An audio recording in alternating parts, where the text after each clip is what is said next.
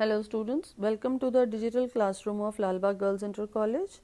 I am Mrs R Singh. मेरा आज का लेक्चर क्लास 11 स्टूडेंट्स के लिए है। स्टूडेंट्स, अब आप समझेंगे प्राथमिक आंकड़ों को कैसे एकत्र किया जाता है। प्राथमिक आंकड़ों या समांकों के संकलन की रीतियाँ। पहली रीति है प्रत्यक्ष व्यक्तिगत अनुसंधान रीति। दूसरी है अप्रत्यक्ष मौखिक अनुसंधान रीति। तीसरी है संवाददाताओं द्वारा प्राप्त सूचना। चौथी है सूचकों द्वारा अनुसूचियां या प्रश्नावलियों को भरवाने की रीति।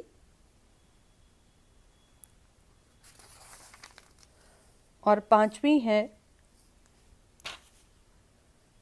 प्रगणकों द्वारा स्वयं प्रश्नावलियां या अनुसूचियां भरने की रीति। प्रत्येक रीति के अपने कुछ गुण हैं, कुछ दोष हैं,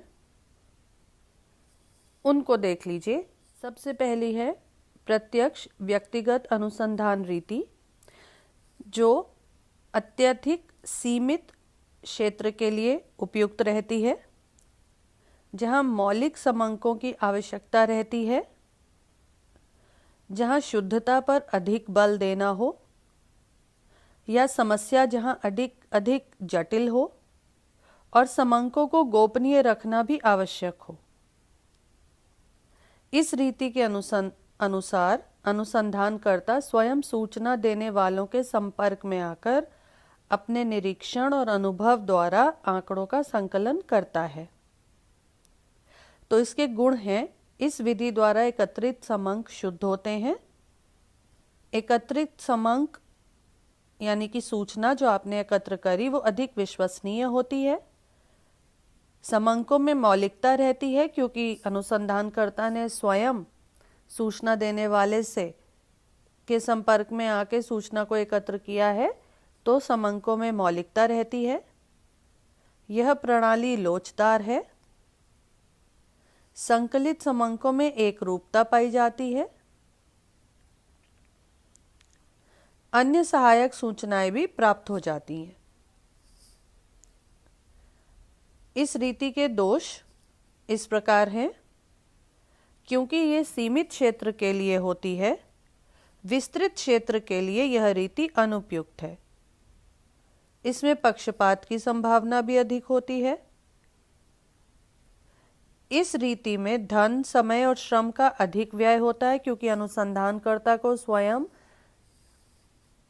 सूचना देने वालों के संपर्क में आने के लिए खुद जाना पड़ता है, इसलिए समय भी लगता है, धन भी खर्च होता है और श्रम भी अधिक लगता है। अब दूसरी रीति देखिए, अप्रत्यक्ष मौखिक अनुसंधान रीति। अनुसंधान का क्षेत्र विस्तृत होने के कारण अनुसंधानकर्ता संबंधित व्यक्तियों से व्यक्तिगत संपर्क स्थापित नहीं कर पाता।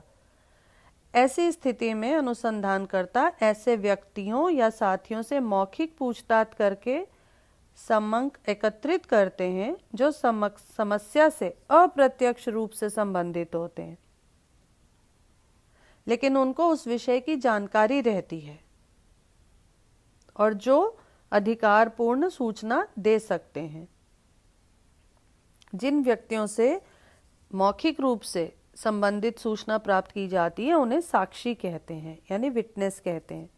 जैसे मजदूरों के बारे में कोई सूचना मजदूरों से ना प्राप्त करके श्रम संघों से मिल जाए या मिल मालिकों से ली जाए या श्रम निरीक्षक या मजदूरों के निकट संपर्क में रहने वाले किसी अधिकारी से प्राप्त की जा सकती है।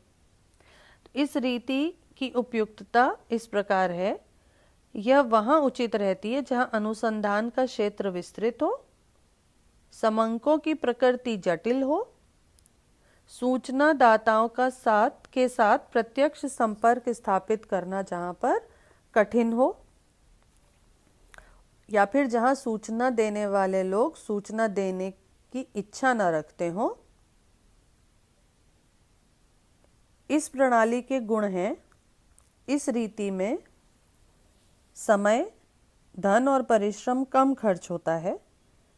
इस प्रणाली से अनुसंधान के विषय में विशेषज्ञों की राय और उनके सुझाव मिलते हैं। इसमें व्यक्तिगत पक्षपात का प्रभाव नहीं पड़ता और अनुसंधानकर्ता को अधिक परेशानी नहीं उठानी पड़ती। लेकिन इसमें कुछ दोष भी हैं जो इस प्रकार हैं।